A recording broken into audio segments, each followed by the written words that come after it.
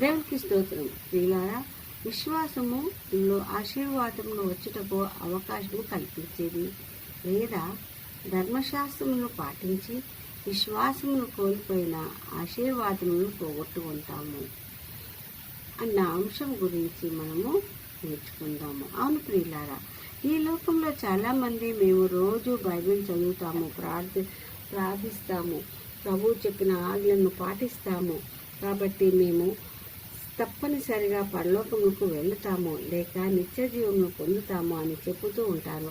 అయితే నా ప్రియులారా, ఆ విధంగా అన్ని పాటించిన వారే పరలోకం చేరుతారు, లేకపోతే పోరు అన్నది నిజమా?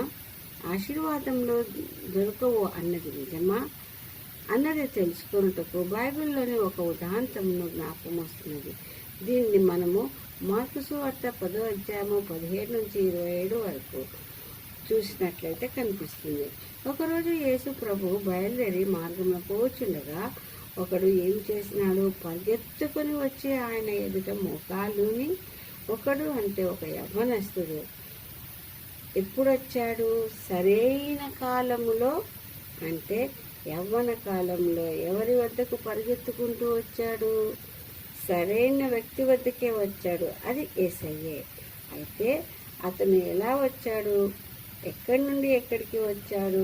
ఆ వ్యక్తి ధర్మశాస్త్రమును తూచా తప్పకుండా, అంటే ధర్మశాస్త్రంలోని పద్ధతులనేమి, ఆచారములనేమి, ఆజ్ఞలేమి ఒక్కదానినైనను మర్చిపోకుండా లేక తప్పకుండా బాల్యం నుండి ఇవన్నీ అనుసరిస్తూ జీవిస్తూ ఉన్నానని 20వ వచనంలో చెప్పినాడు. అయినప్పటికీ అతను నిత్య జీవమునకు వారసుడవుటకు లేదా పొందుటకు నీవేమి చేయాలని అడుగుతున్నాడు ప్రభువును.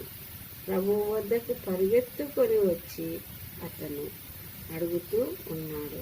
అయితే సరైన మార్గంను ఎంచుకున్నాడు. ఇక్కడ సరైన వ్యక్తి వద్దకే వచ్చినాడు. ఇదే కాదు నా ప్రియులారా, ఇతను ప్రభువు వద్దకు రావడమే కాదు, మరి ఏం చేసినాడు? సరి అయిన పద్ధతిలో ప్రార్థించాడు.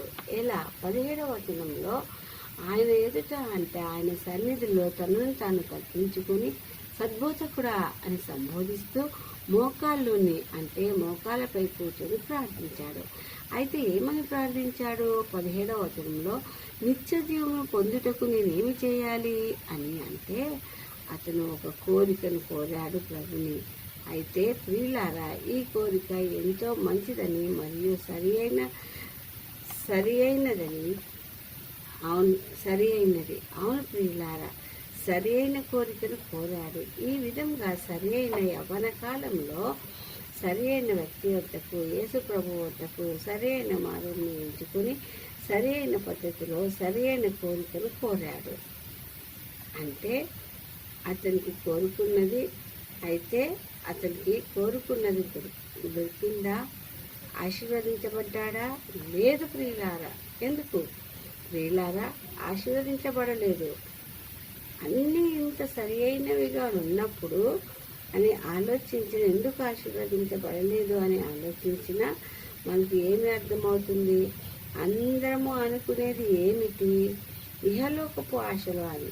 ఎందుకంటే 22వ వచనంలో అతను మిగిల ఆస్తి గలవాడు అని ఉంది. కాబట్టి అతను మిగుల, అంటే అత్యధికమైన ఆస్తి గలవాడు. కాబట్టి ప్రభు అతన్ని ప్రేమించి చెప్పిన మాటను తోసిపుచ్చాడు. అది ఏమిటి? 21వ వచనంలో నీకు కలిగి ఉన్నదంతయు అమ్మివేసి బీదలకిచ్చి నన్ను వెంబడించు, అప్పుడు నీకు పరలోకం నందు ధనము కలుగును అన్నప్పుడు ఆ మాటను త్రోసివేస్తున్నాడు. 22వ వచనంలో ఆ మాటకు ముఖము చిన్నపుచ్చుకొని దుఃఖపడుతూ వెళ్ళిపోయాను అని వ్రాయబడ్డది. అంటే ఆస్తినంతటిని అమ్మి బీదలకు ఇమ్మన్నందుకు వెళ్ళిపోయాడు. కానీ ఒక మాటను ఆలోచించలేదు పిల్లారా. ఏమని? యేసు ప్రభువుకు వచ్చాడు, పరలోకపు తలుపు వద్దకు వచ్చాడు, కానీ ఆయన పరలోకపు ద్వారం అన్నది గుర్తుంచుకోలేదు. ఇంకా ఆయన ద్వారాన్ని తప్ప మరి ఒక మార్గం లేదు అన్నది విశ్వసించలేదు. ఆయన యందు విశ్వాసం ఉంచిన ప్రతివాడు పరలోక రాజ్యంలో ప్రవేశిస్తాడు అని విశ్వసించక పరలోక ఆశీర్వాదములను పొందలేకపోయినాడు. కాబట్టి నా ప్రియులారా, ధర్మశాస్త్రం అంతటిని అనుసరించి ఆయన యందు విశ్వాసం ఉంచని వాడు పరలోకపు ఆశీర్వాదములను కోల్పోతారు. ఇది నిజము. కాబట్టి విశ్వాసం ఉంచి ముందుకు సాగుటయే మనకు సరి అయినది. ఆ విధంగా జీవించుటకు పరిశుద్ధాత్మ తోడుని సహాయాన్ని దయచేయమని ప్రార్థిస్తాము. ఈ కొద్ది వాక్యము దేవుడు దీవించును గాక. ఆమేన్, ఆమేన్, ఆమేన్.